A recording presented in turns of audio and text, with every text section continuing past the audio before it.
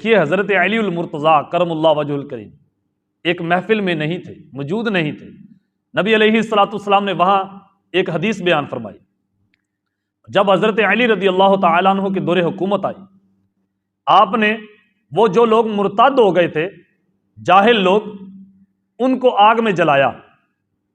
حضرت عبداللہ ابن عمر رضی اللہ تعالی عنہما انہوں نے نبی علیہ الصلوۃ والسلام سے یہ حدیث سن رکھی تھی، اور وہ بیان فرما رہے تھے کہ اللہ کے علاوہ کسی کو یہ حق حاصل نہیں ہے کہ وہ کسی کو آگ میں جلانے کی سزا دے، اور کوئی سزا دے سکتا ہے. تو حضرت علی کرم اللہ وجہ الکریم، حالانکہ وہ بڑے تھے، یہ چھوٹے تھے، ان کا مقام کہیں اعلیٰ تھا، لیکن یہ ان کے مقابلے میں چھوٹے درجے کے صحابہ تھے. پھر بھی مولا علی شیر خدا، ایسے نہیں ان کو مولا کہتے، ایسے نہیں ان کو شیر خدا کہتے. کیا شان تھی ان کی. جیسے ہی ان کے پاس پیغام پہنچا کہ ہمارے آقا مولا صلی اللہ علیہ وسلم نے ارشاد فرمایا ہے، ان کی حدیث ہے کہ اللہ کے علاوہ کسی کو کوئی حق حاصل نہیں کہ آگ میں کسی کو جلائے، فوراً آپ نے فرمایا نہ بھائی، اب کسی کو یہ سزا نہیں دی جائے گی، بس صرف اس کو قتل کیا جائے گا، اور سزائیں دی جائیں. جہاں ہر کوئی سر جھکا لے، اس کلام کو میرے آقا کا کلام کہتے ہیں، اس بات کو میرے آقا و مولا کی بات کہتے ہیں. اور ویسے محبت کے دعوے کرنا، یہودی محبت کے دعوے کرتے تھے کہ ہم ابراہیمی ہیں، عیسائی دعوے کرتے تھے کہ ہم ابراہیمی ہیں، اور اوس و خزرج حضور علیہ الصلوۃ والسلام کے مدینے آنے سے پہلے وہ کہتے تھے ہم ابراہیمی ہیں.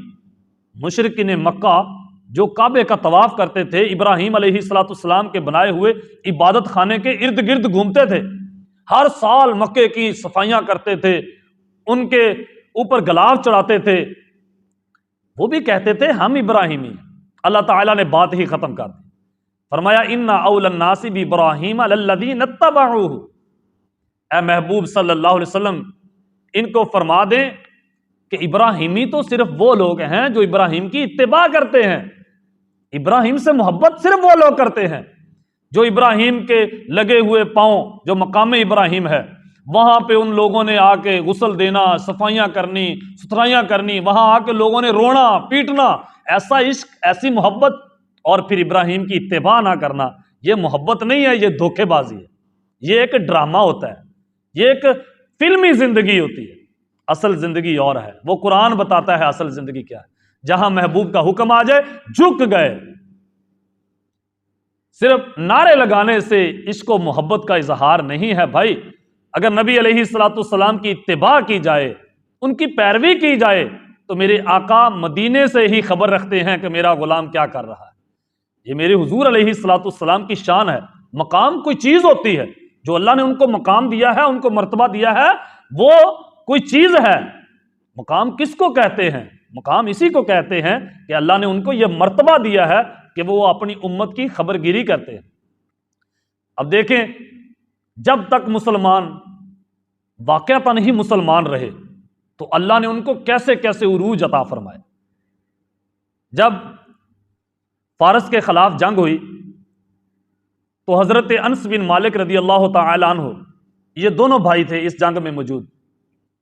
ایک بھائی ان کے اس جنگ میں شہید ہو گئے، حضرت عمیر رضی اللہ تعالی عنہ، اور حضرت عمیر کا قاتل پکڑا گیا. ان کو پکڑا، قید میں رکھا. جب حضرت عمر فاروق رضی اللہ تعالی عنہ کے دربار میں پیش کرنے کی باری آئی تو حضرت عمیر کا قاتل بھی پیش کیا گیا. حضرت عمر فاروق رضی اللہ تعالی عنہ آپ بڑے غصے میں آئے. آپ نے فرمایا اس کو قتل کر دیا جائے، قتل کا بدلہ قتل، اس کو قتل کیا جائے. اس نے کہا جی میری ایک خواہش پوری کی جائے. وہ کانپ رہا تھا، ڈر رہا تھا. آپ نے فرمایا بول کیا چاہتا ہے؟ اس نے کہا جی پانی پلا دیا جائے. اس قاتل کو پانی پلایا جا رہا ہے. فرمایا اس کو پانی پلاؤ. اس کے ہاتھ میں پیالہ تھا، وہ کانپ رہا تھا اور پانی پی نہیں رہا تھا. حضرت عمر فاروق رضی اللہ تعالی عنہ نے فرمایا پانی پی لے. اور حضرت انس بن مالک رضی اللہ تعالی عنہ، جن کے اتنے پیارے بھائی شہید ہو گئے، غم سے نڈھال ہیں حضرت انس بن مالک رضی اللہ تعالی عنہ، وہ ساتھ کھڑے ہیں. آپ جانتے ہیں سگے بھائی کا قاتل ساتھ کھڑا ہو اور سگا بھائی غم سے نڈھال ہو اور وہ خاموشی سے کھڑا رہے. خاموشی سے حضرت انس بن مالک رضی اللہ تعالیٰ عنہ کھڑے ہیں، اور وہ قاتل پانی نہیں پی رہا، ہاتھ کانپ رہے ہیں۔ امیر المؤمنین حضرت عمر فاروق رضی اللہ تعالی عنہ نے فرمایا اوے تو پانی نہیں پی رہا؟ اس نے کہا جی خوف کے مارے مجھ سے پانی نہیں پیا جا رہا، آپ مجھ سے وعدہ کریں جب تک میں پانی نہیں پیوں گا آپ مجھے قتل نہیں کریں گے۔ آپ نے فرمایا ہاں میرا وعدہ ہے، تو پی لے پانی۔ اس نے وہ پیالہ زمین پہ دے مارا، پیالہ ٹوٹ گیا۔ حضرت عمر فاروق رضی اللہ تعالیٰ عنہ نے فرمایا اوے تو نے یہ کیا کیا ہے؟ وہ ہنسنے لگا اور کہتا ہے کہ اتنے لوگوں کے سامنے تو نے یہ وعدہ کیا ہے جب تک میں پانی نہیں پیوں گا آپ مجھے قتل نہیں کریں گے، آپ اپنے وعدے پہ ڈٹے رہیں۔ حضرت عمر فاروق رضی اللہ تعالیٰ عنہ نے فرمایا تو نے ہم سے دھوکہ کیا، تو نے ہم سے دھوکہ کیا، تجھے قتل کیا جائے گا، یہ تیرے دھوکے کی سزا ہے۔ حضرت انس بن مالک رضی اللہ تعالیٰ عنہ امیر المؤمنین کے کاندھے پہ ہاتھ رکھ کر کہنے لگے اے عمر، اے امیر المؤمنین، ہم نے وعدہ کیا ہے کہ جب تک یہ پانی نہیں پیے گا تب تک ہم قتل نہیں کریں گے۔ یہ تو جاہل ہے، یہ تو کافر ہے، ان کو اپنے وعدوں سے کیا سروکار، یہ تو ہیں ہی دھوکے باز، یہ تو کافر ہیں۔ اور آپ کی آنکھوں میں آنسو تھے اور کہنے لگے اے عمر ہم تو مسلمان ہیں، ہمیں یہ حق حاصل نہیں ہے کہ ہم کسی سے دھوکہ کریں، یہ دھوکے باز ہیں۔ ہمیں اللہ نے بنایا ہی پاک ہے، ہمیں اللہ نے بنایا ہی صاف ستھرا ہے۔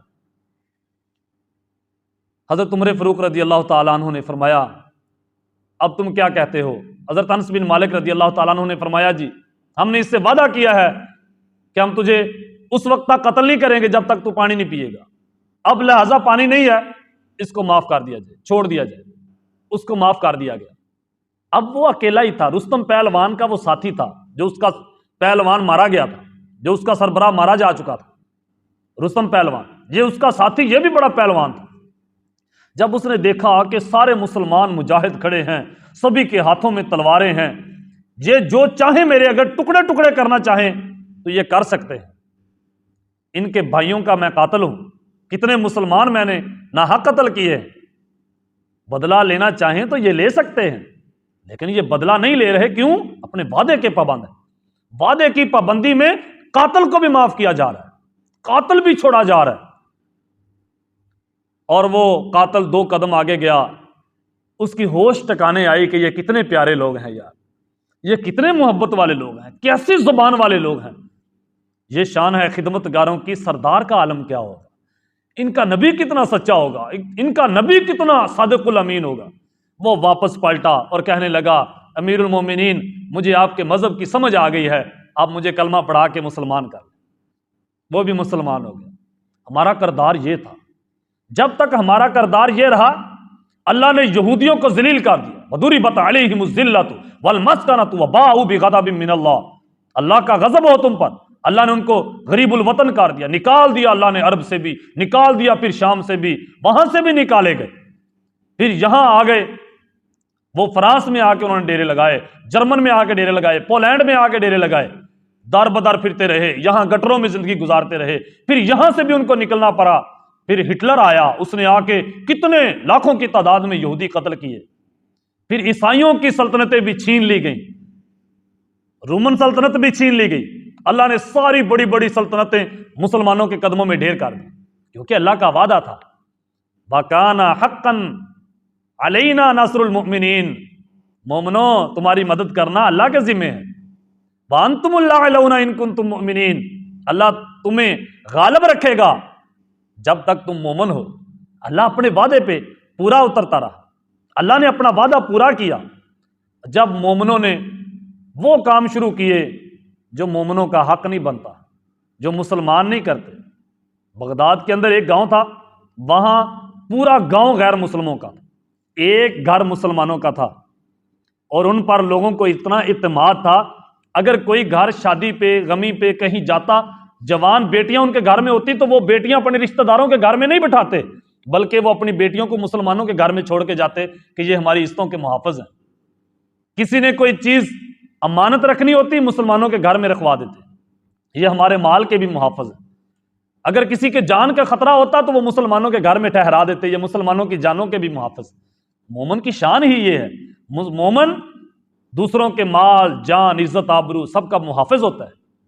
اس لیے تو نبی علیہ السلام نے فرمایا جو السلام علیکم تمہیں کہے تم اسے قتل نہ کرو، کیوں کہ وہ تمہیں ضمانت دے رہا ہے کہ میں تیرا محافظ ہوں، میں تمہارے لیے سلامتی چاہتا ہوں۔ مومن کی شان یہ ہے۔ میرے بھائی اور میرے پیارے اور میرے شہزادے، وہ ایک گھر تھا مسلمانوں کا، جب وہ مسلمان فوت ہوا تو اس کے جنازے پہ پورا گاؤں رو رہا تھا، پورا گاؤں غم سے نڈھال تھا۔ آخر پورے گاؤں والوں نے یہ سوچا کہ یہ کتنے پیارے لوگ ہیں، وہ ایک گھر جاتے جاتے پورے گاؤں والوں کو کلمہ پڑھا کے مسلمان کر گیا۔ یہ تھا کردار ہمارے بڑوں کا، ہمارے آباء و اجداد کا، یہ کردار تھا مسلمانوں کا۔ پھر کیوں نہ اقبال بیچارہ رو کے کہے، کیوں نہ رو کے کہے درس قرآن اگر ہم نے نہ بھلایا ہوتا تو یہ زمانہ نہ زمانے نے دکھایا ہوتا، وہ معزز تھے زمانے میں مسلمان ہو کر اور ہم خوار ہوئے تارک قرآن ہو کر۔